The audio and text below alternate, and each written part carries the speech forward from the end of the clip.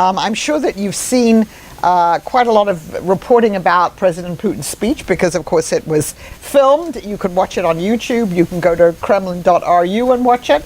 And all the Q&A. That's a 3-hour session. But obviously, even though that was probably the highlight of the meeting, there was a lot else that was going on. So I'm delighted that we have Dr. Samuel Charap from the International Institute for Strategic Studies with us. He was also at Valdai this year and has been for a number of years, and he's been writing a lot about Ukraine recently. So he's going to start off by setting the scene and by talking about some of the...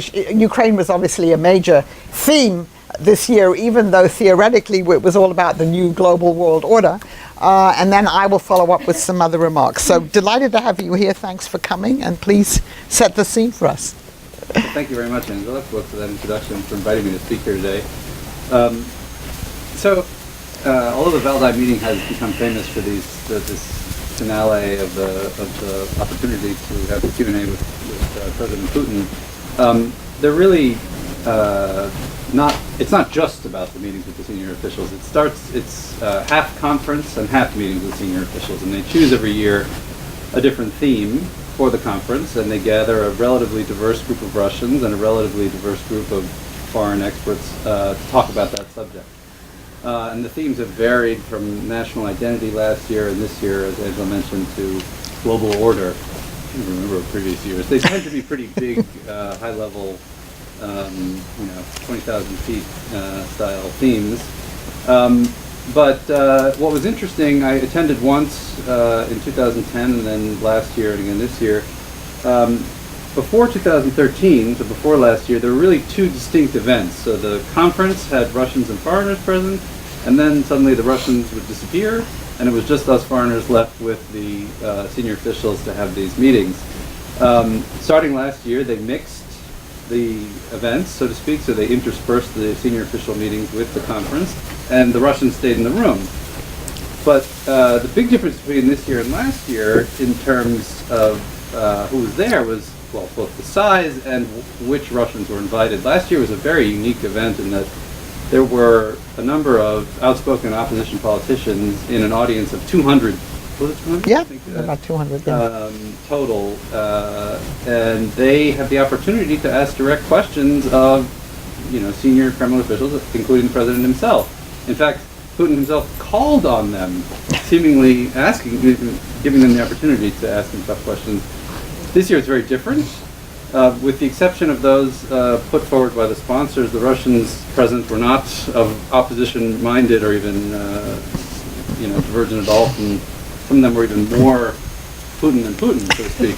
But Valdai itself is different this year as an organization. It's been fully spun off from the RIA Novosti news agency and its successor. It now has 4 sponsors/partners, the Russian International Affairs Council, the Higher School of Economics, the Moscow State Institute of International Relations, where both Angela and I have spent a year, different times, and the Council on Foreign and Defense Policy. They also are now calling themselves a think tank, interesting, and putting out more publications, and they have a new director. So as I mentioned, last year was huge. This year, much smaller, 65 people probably total. In that sense, it seemed consistent with the change in the political atmosphere over the last 12 months, that we had a much more sense that there was domestic politics in September 2013 compared to October 2014. So the setting, they take us for these events to various parts of Russia. I don't know if it's ever been in Moscow fully, has it? This year we were at Krasnaya Polyana, famous as Tolstoy's, the locus of Tolstoy's estate, 40-minute drive from Sochi Airport to a world-class, brand-new resort that was meant to host the G8. Oops. But we had these fantastically stunning views of the Caucasus in the background, and the drive up from the airport demonstrated the massive infrastructure investment that went into the Olympics. A completely brand new road with about 12 tunnels put through mountains that were, just seemingly never ending, and these huge concrete reinforcing walls to prevent avalanches, presumably. So, as Angela mentioned, the theme of the conference was the New World Order, New Rules or No Rules, and she'll get into a little bit of the details of that theme as it came up both in terms of the conference discussion and what the senior officials had to say. But we did see, in addition to Putin, 4 senior officials, the head of the presidential administration, Sergei Ivanov, his deputy, Vyacheslav Volodin, the Deputy Prime Minister, Igor Shchevalov, and Foreign Minister, Sergei Lavrov. And the first thing that I think, perhaps on a positive note to start out, is that it is certainly the case that as far as relations with the rest of the world, and particularly the West, go, Putin was markedly harsher than the rest of them. So that the tone was somewhat divergent in that meeting from the ones that we heard before. Before that, for his speech, I had a somewhat, at least not negative feeling going into it, and I can't say I had that coming out of it. Frankly, though, there was something odd about his performance. It was both emotional but boring at the same time, in a way. I don't know, maybe it was just 3 hours being in a hot room. He seemed angry but not animated, like it was ritualistic almost. And in a way that he warned his audience what was coming before he did it, reinforced that impression that it was somewhat of like he was going through the motions. So I don't know what quite to make of that speech yet, and who knows what audience it was intended for. It is true that it was the only part of the conference where the cameras were rolling, where senior officials were speaking in front of the cameras. So that is something to keep in mind in terms of the difference in tone and who they were speaking to, because the domestic audience and the entirety of the world audience was tuned in this time. But as we know, it's hard to calibrate who listens to these things. So, although I think Andrew's going to get into the question of world order and how that came up, one thing that I think did come up in a number of these meetings that we had was the fact that although the Russians think that the world order is crumbling and it's all the U.S. fault, there is this Europe-centric sense in which the crisis in Ukraine seems to be thought of in their minds. That is, several times it was said key is the European security order and finding a new way of making the Helsinki principles real and so on and so forth. Another point that came through in several different ways was that Russia, that the crisis hasn't caused Russia to completely reorient its economic model or foreign policy, or at least not yet. We were told that Russia would avoid autarky and remain open to the world.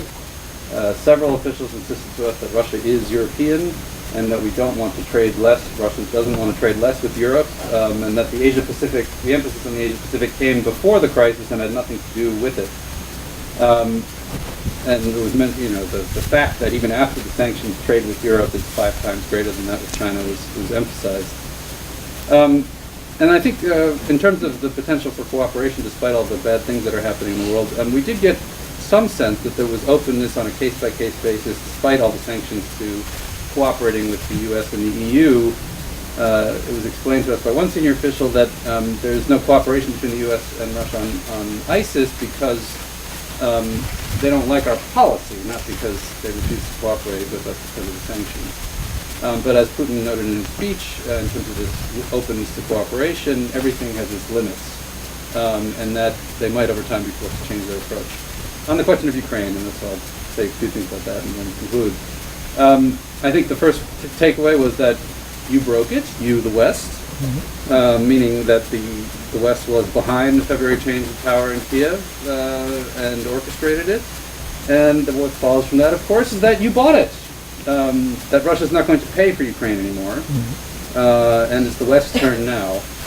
So find the money both in the short term to help them pay for the gas that we're now seeing negotiations about, because we're not going to give it to them anymore. That was the message that came through pretty clearly from several people. The third point was that the Minsk documents, contrary to the view in Washington, are agreements between the rebels and Kiev. Russia's not a party, but does support their full implementation. Of course, many caveats to that local elections, that the allegation was made that there was a change in the draft law on special status for local self-government in Donbass made at the last minute, that accounts for this discrepancy between the two dates that have been bandied out about when elections are actually supposed to take place in the part of Ukraine that the government doesn't control. And so the Russians say, we're not going to force the rebels to abide by this Ukrainian law, and we'll recognize the results of their elections, I believe, next week, which will be a big problem for many others, including the government in Kiev and the United States government. And then there were a huge number of conditions put on the table that need to be fulfilled before Russia lets Ukraine have full control over its border. Quotation marks there. And I think that it was said explicitly by Putin, I believe, that they're not sure that Ukraine has given up on the military option. So there's certainly a wariness there. As for how this all ends, it sounded like something they're envisioning like a Dayton for Ukraine, but no practical ideas about how to get there. Which sort of leads me to the conclusion that Russia's far from finished, and that we shouldn't view the status quo as it exists today as where it might be in 6 months in terms of Russian involvement in Ukraine's affairs.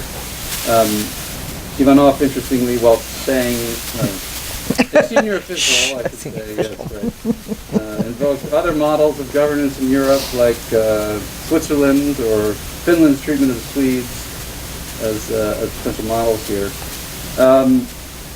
One thing that did come through in the context of Putin's speech and other comments that were made is that I think Russia does or has convinced itself, and many of them at least, that really they're fighting the United States in Ukraine, and that therefore I think there is, despite what Putin says, at the level, at least 1 or 2 levels down, a willingness to negotiate about it. But more broadly, and given how different than these things that I described are from what we normally hear in Washington about Ukraine, I think the discussion about Ukraine reinforced the divergence of analytical frameworks, so to speak, that we're operating under between the Russian elite and the rest of the world. It's not only that we can't find agreement, it's that we're not even speaking the same language or seemingly talking about the same things. Just one example, one of the organizers, who I normally consider quite a reasonable person, apparently used his quota to invite a Swiss lawyer who spent about 10 minutes telling us this ridiculous arcane explanation in international law about why, in fact, the quote-unquote referendum in March was a legitimate expression of the national self-determination of Crimea. It's just a little bit disturbing that even at the level of public intellectuals and people who are not nominally officials, is that they seem to believe a lot of what they're saying. And that divergence, I think, is growing between what people believe here and what they believe there. So I'll leave it at that. Thank you very much, Sam. Yeah, I mean, it's, as you say, they're completely two different narratives. And there were a certain number of younger Russians there whom, I hadn't encountered before, who were talking about Novorossiya and were, super nationalistic, as you said, more so than any of the officials. I mean, one thing that the Swiss lawyer said, and I don't know where they found this person, was that because the Ukrainian SSR was a member of the United Nations before Khrushchev gave, Crimea to the Ukrainian SSR. In fact, Crimea was never legally part of the Ukrainian SSR. I think I understood that correctly. I've never heard anyone made that argument before, and I'm not an international lawyer. And by the way, there was one other very funny reference to Switzerland by a senior official who said yes, because someone asked a question about Khodorkovsky. And he said, well, Khodorkovsky's living in Zurich, which I actually think is not true. I think he's in Geneva, but never mind. And Lenin lived in Zurich, and so making the parallel between the two of them, that they were both plotting revolution from Switzerland. Anyway, I'll make a few more remarks just to sort of round out some of the things that Sam said. This is my 11th Valdai. So up till now, I'm a lifer, so to speak. And this was certainly the most choreographed that I've ever been at. I mean, they've been getting more choreographed year by year, but this was certainly very, very well choreographed. And as Sam said, this was another instance where the president then addressed not only the foreigners but the Russians who were present too, and everything was televised. And as you said, there were no opposition figures there, and it was as if, again, domestic politics didn't exist. All right, so I will give you a few other of the main themes that came, and I can name this senior official because he was quoted in the Russian media, that is to say Vyacheslav Volodin. He said, attacks on Putin are attacks on Russia. And this famous sentence that I'm sure you've read, if there is no Putin, there is no Russia. And only if we can consolidate around the president, can we help Russia. So, l'état c'est moi, the identification of President Putin with Russia, and if there's no Putin, there's no Russia. And this, of course, raises a large number of questions about this, as we know, highly personalized political system, and what happens going forward. So all of the senior officials who addressed us said President Putin will be in power for the next 10 years. They didn't say what would happen after the next 10 years, but they certainly, they wanted to present a completely united front. And they all said, we really support him, which should be self-evident, right? If you're a senior official in the government, of course you support the president, but they needed to emphasize that they supported him, that whatever you do to us, the West, whatever with these sanctions, in fact, they were saying the sanctions have consolidated our support for President Putin and the country's support for President Putin. And so that was definitely the message. And leaving one to really question, what happens going forward in domestic politics. And they were very, very much on message then. So the message on sanctions from all of them was, A, they're illegal. The West had no right to impose sanctions on Russia. There was never any discussion there about why we imposed sanctions, right? Since it was our fault, everything that happened in Ukraine was our fault because we supported a quote-unquote fascist, banderist, neo-Nazi coup, all the narrative there.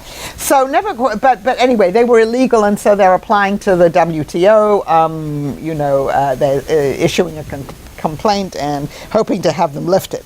And then we were also told on one panel, this was not with officials, that the sanctions have targeted the most westward-leaning groups in Russia, the sort of global business community, the ones that are Europeanized, that want to be in the West, and our sanctions are targeting them, and therefore they're completely counterproductive. But then the other part of the message, right, from all of the senior officials is actually these sanctions are good for Russia because they've forced us, we're going to be self-sufficient, we're going to be able to produce what we've been buying from you, but we can do it ourselves. We can cut the umbilical cord of all this dependence. And in fact, one of the officials said, please don't lift the sanctions. The worst thing for Russia would be if you lifted the sanctions. So we had, I would say, a somewhat dualistic message, because we also heard in various ways from different officials, and then on some of the panels, there was a panel on the economic situation, that it is indeed deteriorating in Russia, as we know. The growth rates are down, that it's difficult to get even domestic investment in Russian industries, in the Russian economy, because the foreign investment, of course, has dried up for the moment. So it's a dual message. No, sanctions are good for us because we're going to do even better. But actually the economy is suffering at the moment. One of the officials said the sanctions have played a consolidating role for domestic society. And of course, it is true, as you know, that at least going forward at the moment, that one of the tactics of the government then, if people do have to tighten their belts and they feel the economic pinch, will be obviously to blame the West and also the fifth columnist in Russia for the sanctions. We will come out stronger, they said. Now, a few other interesting takeaways from unnamed senior officials.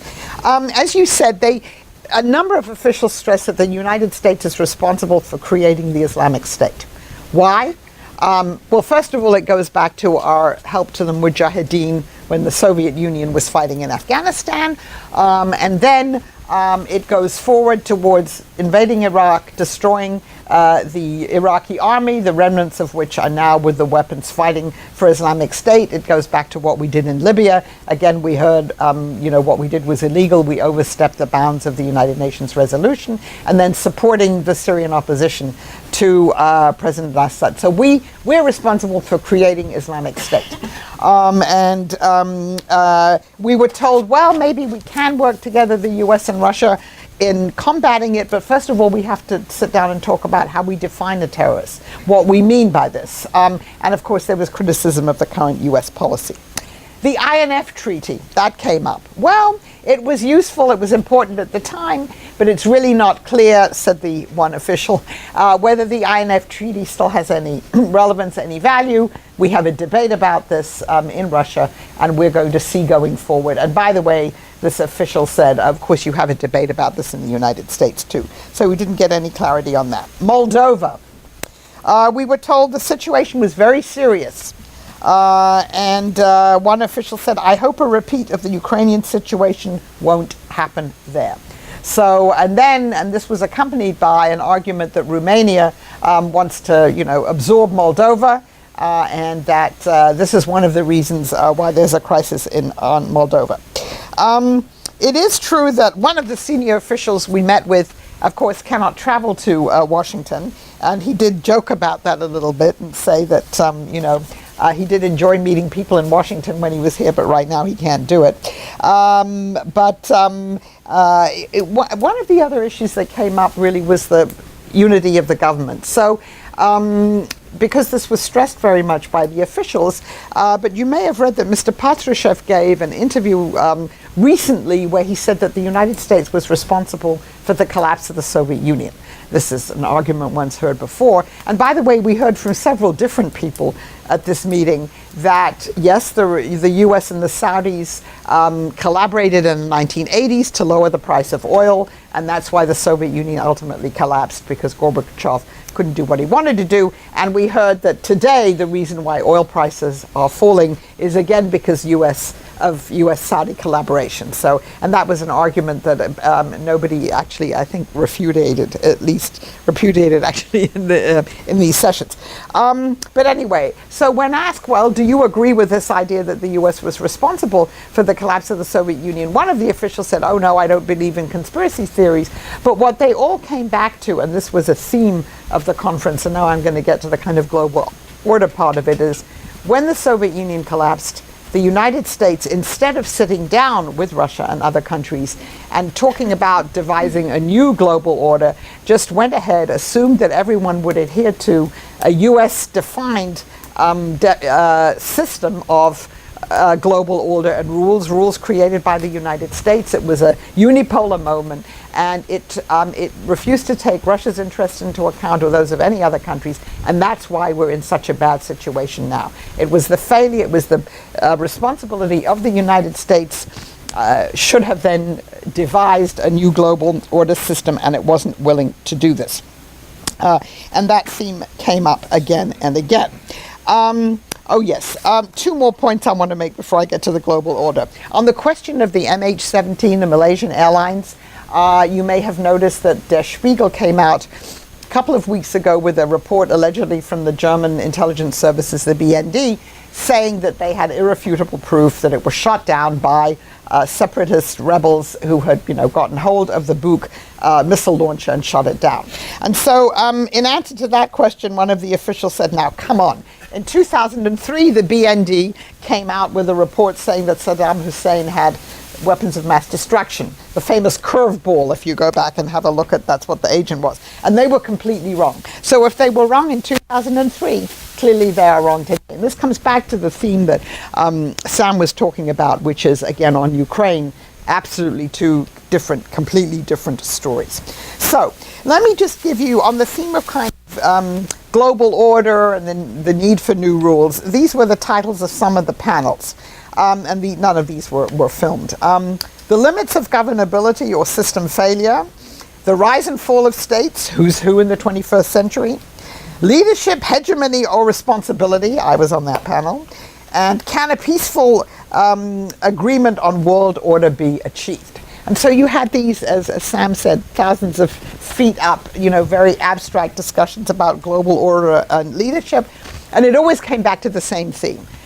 World order is broken. This is the most dangerous time ever in world history because of the U.S., because of all of its unipolar actions that didn't take into account other people's interests, and that, again, because of its support for all of these groups that have now created Islamic State. And of course, and this came up with what President Putin said, the U.S. support for neo-Nazis, i.e. in the Ukrainian situation. We're responsible for that. So most people agreed on that. So there's a lot of bashing of the U.S.-dominated world order. All right, so then the question is, what comes after that? I mean, do you have any good suggestions?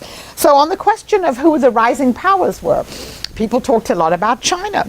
But what was interesting, and this was on the panel at which I spoke, was one of the Chinese representatives there stood up and said, we want more American leadership, And there was a consensus among most of the Chinese, we're not ready yet to become, the new world leader or to be, to really have that much to say about a new world order. We're very slowly, developing. We're obviously economically quite successful, but there was a Chinese reticence in face of a Russian advocacy of, China and Russia as the countries that are going to lead the new global world order.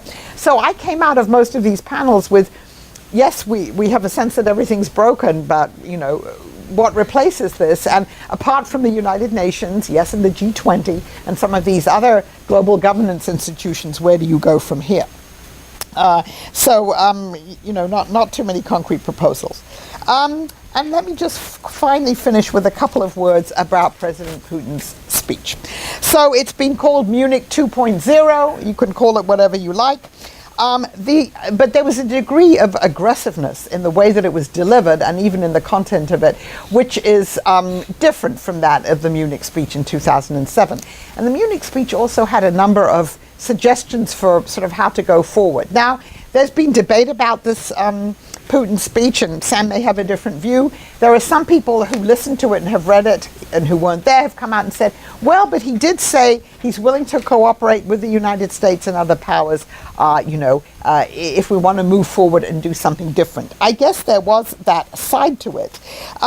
But what I heard, and again, maybe that's just, what you hear and understand is in the eye of the beholder, and maybe that's my own subjective perception. I focused, I guess, much more on the United, Kto winowat, who's guilty, and the United States is guilty for all, of creating this havoc in the world. It's disregarded our interests and everyone else's interests, and that was a theme that kept recurring, whether it's economically, whether it's, again, in the Middle East, whether it's in Ukraine. And so even though, yes, there was the hint that we could sit down and do something else together, to me that was drowned out by all the criticism, but maybe other people heard that differently. But to me, it was much more a speech of a leader who's going back to the past and blaming the U.S. instead of looking how we may go forward. Nina Khrushcheva had a good phrase a few months ago when she was looking at all this complex of events, before Valdai, but just the general, what was one was hearing from the Kremlin and from Russia, and quoting the famous British playwright John Osborne, his play Look Back in Anger. It was much more of a looking back in anger and not looking forward, and talking about what we might do to fix it. I was part of a smaller meeting at the end of this, at a smaller dinner with President Putin, and I did ask him then, what is your vision for the end game in Ukraine? And so I got quite a detailed description of what a federalized state would look like. I think it's, you've read about these things before, and why this is the only way forward for Ukraine as a federalized state. What was not clear is how you get from what we have now, i.e. a frozen conflict, towards a federalized state. But that was clearly the vision. And I think the only other interesting thing that I want to point out, and we were just discussing this beforehand, both in the public session and in the private session, the discussion of the Middle East, and particularly the Arab-Israeli situation. So there were a number of fiercely critical Arab participants in the at Valdai this year, including Marwan Barghouti, who's been in the Palestinian parliament and who gave an impassioned criticism of U.S. and Israeli policy, particularly in Gaza. But when he asked President Putin a question in the public session, and when at the dinner a similar question was asked somewhat differently, what one heard from President Putin was, yes, of course, Russia supports a two-state solution and the rights for Palestinians, but much more the emphasis about how many people in Israel come from the Soviet Union and Russia, how close a relationship and the personal ties that President Putin feels with a lot of the people who live there. So the emphasis there, interestingly enough, was much more on kind of the Russian-Israeli relationship, and I would say less on the question of the Palestinians and other issues in the Middle East. I came out of there, feeling pretty depressed about everything, because I think when you put together this message domestically about the domestic system and then this very harsh criticism of the West, it's very hard to see what the way forward could be. But you may disagree with me. And do you have any reactions to this, or shall we go to questions? Well, one thing I wanted to add about the global order issue, it's kind of, I don't know, maybe it's sort of the legacy of Marxism in form coming back in a different substance, but listening to the sessions, particularly and hearing officials address the theme, you get this sense of systemic forces beyond the control of individual states or decision makers, and the disembodied Russia without agency, merely reacting to events and systemic forces. So, Putin in the public session said, someone asked him about the causes of Ukraine, and he said, well, Ukraine, the crisis is a consequence of the international system being out of balance. Ironically, of course, it was Russia's own actions over the last 9 months, or rather the fact that they weren't accepted as legitimate, and this gets back to Putin's, invoking of what is permissible to Jupiter is not allowed for the bull, and that being an unacceptable thing for Russia. That create this pervasive sense of disorder. So it's like the mess of their own making will give them this sense of impending doom. Okay, thanks. Questions? Yeah. I'm Alex Vanos. A few weeks ago, there was an interesting story that Russia had been requesting bits of land from the Finnish government, and the Finnish government was giving them small parcels of land. They were also buying up other little bits of land in Finland. So I have a global order question. Was there discussion, and what kind of discussion, about Finland, the Baltics, Poland, etc.? I mean, there was some discussion. We didn't have any Finnish participants this year. We've had them before. I don't think we had any. There was certainly discussion about the Baltic states. I mean, and I think this is, I'm not sure whether this was in the public part of it or not, but sort of the idea that if you're looking to the Europeans and if you're looking to Germany, say, as a leader in terms of do the sanctions get lifted or what goes forward, well, Germany has to take all the EU countries' interests into account, and that includes, the Baltic states and Poland. And the question was, shouldn't be more have been done, in terms of the Russian government to understand the need for dialogue and everything. And I don't think we got a very straight answer to that.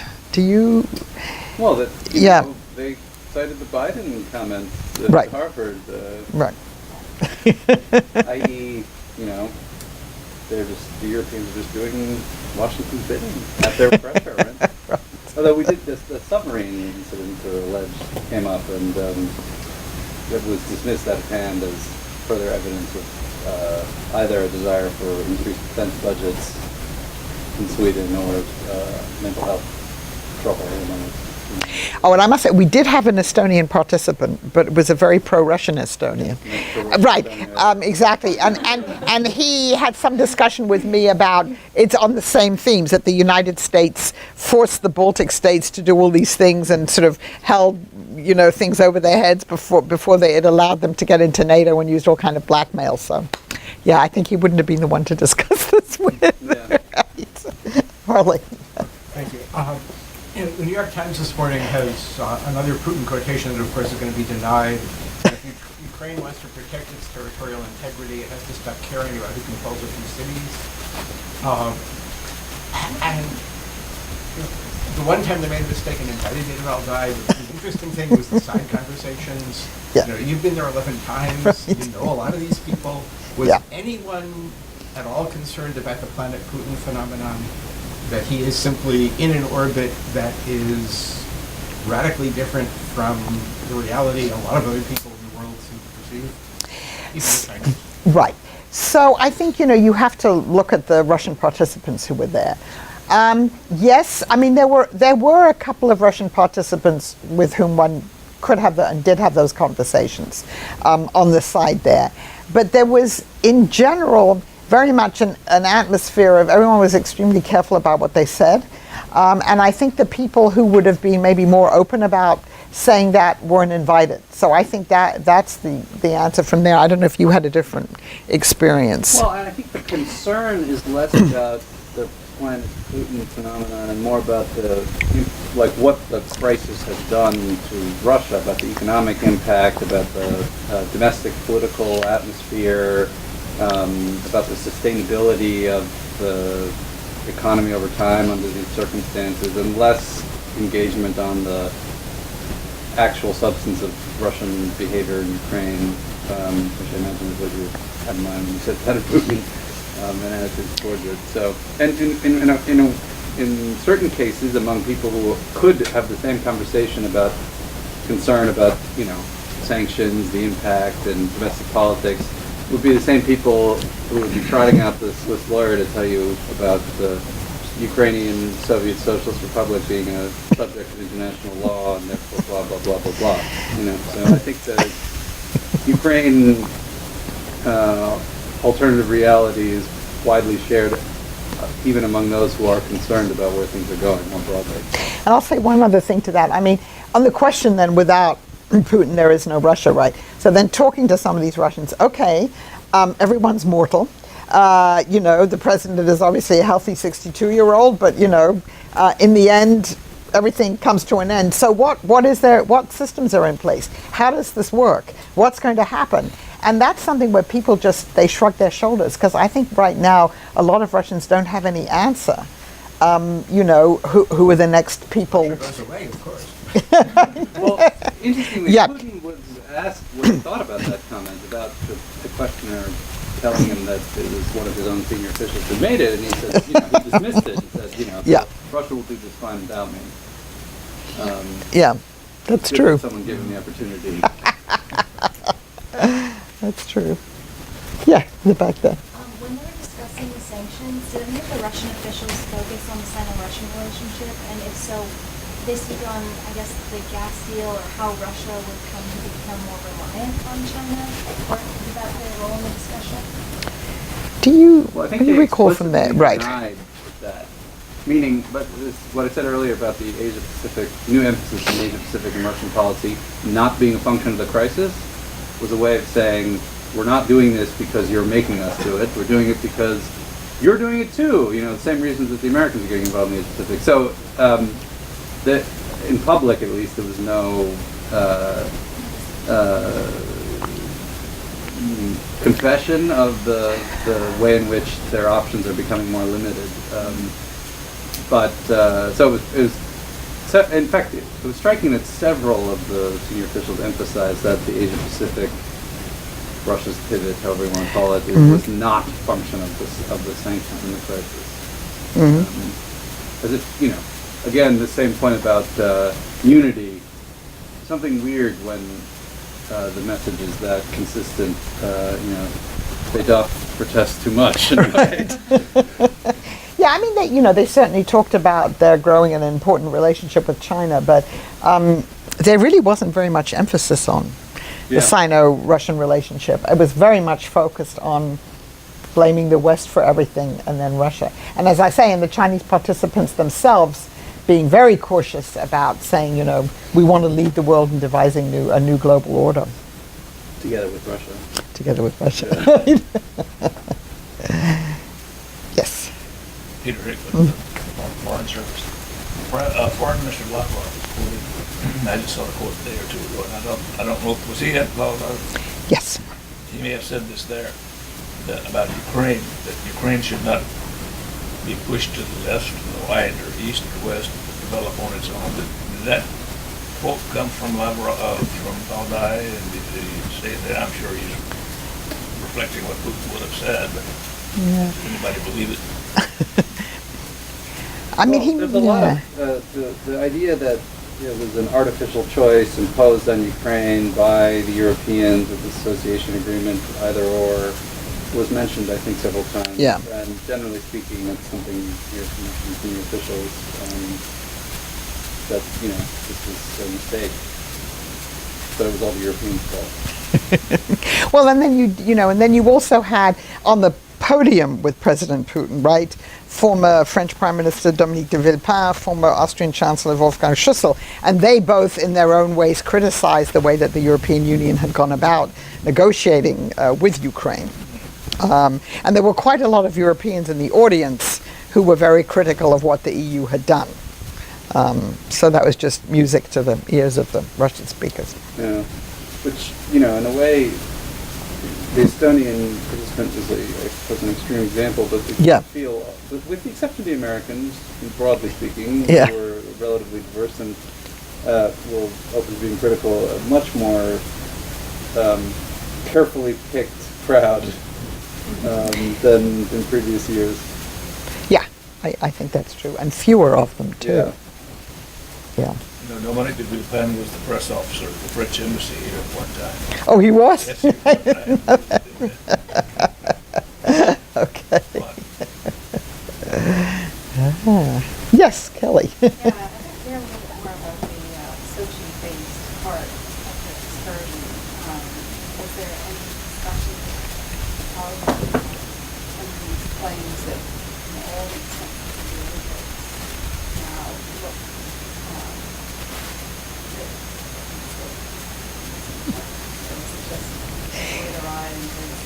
So I did you do the tour of the Olympic facility? Right. So the first afternoon, we had an optional tour of the Olympic facilities. And so, we were way up. We were in a hotel called Polyana 1389, so it was 1389 meters, which is, I think, about 4,000 feet. So the first thing we did is we took this, rather hairy, very long car ride down from where we were to the Olympic Village. And by the way, we went up there at night, which was even more hairy. But that of course was more an excursovod, sort of just, we had a tour guide, and I was telling someone here, for instance, she told us things like, well, we're very near the border of a country called Abkhazia. But of course she didn't talk about the expenses. So, it was quite interesting to see all the facilities. They built an enormous amount, very impressive. A mix of styles. Some of the things looked as if they came from Disney World, and the others looked, postmodern and Russian, Soviet, whatever. And there weren't that many people around there, but I guess this isn't a high tourist season. But there was no official discussion really of sort of expenses of the Sochi facilities, right? No, except for Yeah. telling us that, it's too bad the GA couldn't take advantage of these facilities that we had earmarked for them. But you guys do, so enjoy. But no, it was, you can't but be impressed on that drive in terms of the quantity of the amount of work that went into building a road that goes through all those mountains, and where there was none before, where the road used to go around and around, presumably. Actually, they pointed out the old road, and you could see the Olympic train going along the side of the road. That's right. Taking people from station to station. So apparently the ski season begins on December 1st. And rooms are 10,000 rubles a night going to that place. This is their first season, and it's a long way to go, and relatively expensive, and very difficult to get to. Getting to Sochi is not the easiest thing from outside of Russia. But they certainly have the facilities, incredibly modern, and the airport was beautiful, very modern, fantastic airport. Which I guess they just built for that. Okay. Well, right. I'll run one more by you. Yeah. A former top official in Putin's first government, first term president, said that the what happened in Ukraine was that Yanukovych was told, you will either cancel the partnership agreement with Europe or we will take Crimea. Mm-hmm. And Tim Snyder was here 2 days ago Right. and repeated that, but he said he was guessing. I was hoping he had a source for it. I've just got the one so far. Yeah. But I was wondering if you picked up any rumbles at all about what really happened in the second half of 2013 or Right. 2014. Well, he did in his, I don't know if it's in the televised part, should Right. be. Putin gave a very detailed narrative, Chronology of what happened, yeah. at least about how Yanukovych, when he exited and how he got out. Yeah. But you're talking about fall 2013. The spring, probably. I mean, I've also got Yeah. people having told me that the military was being prepared to send troops in there, like, first half of 2013. Yeah. Well, the military already had troops in there in 2013. Right. Well, I mean, that story, though, I mean, it was only after implementing these trade restrictions that Yanukovych had a change of heart. So maybe they didn't even need to bring this Crimea. Doesn't seem like, in my view, if Yanukovych were still president, Crimea would still be under Kiev control. Yeah. Yeah, I mean, it's interesting that a couple of the senior officials basically said, it's not as if Yanukovych was a great guy. I mean, they certainly distanced themselves from him and said that he was a difficult character and, that he didn't deal with them in a straight way. So nobody praised Yanukovych there. But I guess in the retelling of it, I mean, yes, I don't know about the part about warning them before about Crimea, but certainly what Putin said, and I'm sure that that's on the YouTube there, is that Yanukovych signed the agreement on February 21st, and then he left on the next morning, the Saturday morning, right, to go to a conference in Kharkiv. I mean, Putin repeated that, and then of course while he was on his way there, people were shooting at him, and there was this coup. In Kiev, and then Putin said we helped him come to Russia, which I guess was maybe the first time he'd said that, publicly. And then the other, when they talked about Crimea, both Putin and the other officials, it was all about, the self-determination, that they had the right to do this because in international law, there's self-determination. This is without the Swiss lawyer. And that they overwhelmingly voted for it, and that the reason the people in Crimea did it because they were afraid for their lives, what would happen to them, and then referring back to the language law that the Rada passed that week, which they of course then rescinded, but they did in the beginning. But there was nothing about, I mean, your question about what had been promised or threatened before. Mm.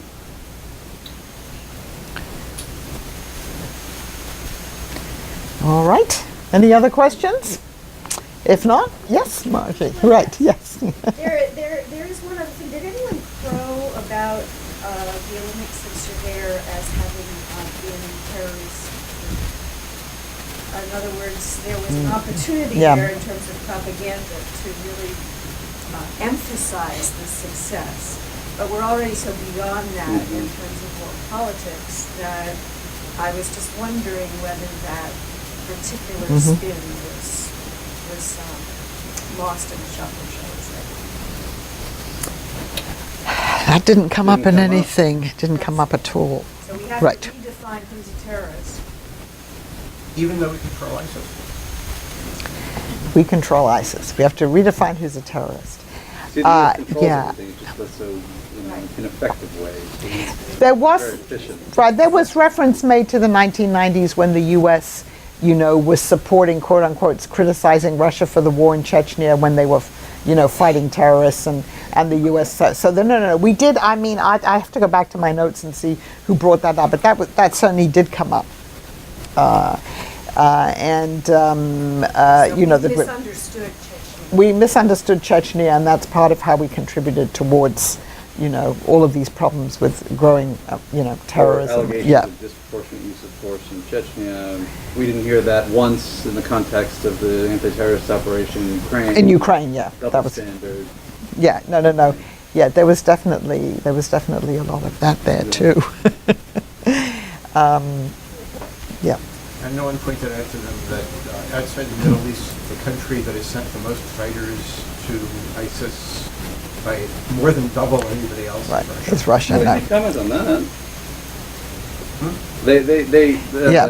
One senior official talked about taking liberties with human rights upon their return. Yeah. Yes, being justified. Yes, but the way to Yeah. deal with it, I guess. Yeah. Is there any discussion about Edward Snowden? Did that come up at all? Yes, I think, I can't remember that it did. No. I The was, speech did make reference to American electronic eavesdropping. right. But that- He that's- did, but he didn't mention, and nobody asked about Snowden. So, yeah, that subject didn't come up. All right. Good. Thank you, Sam. And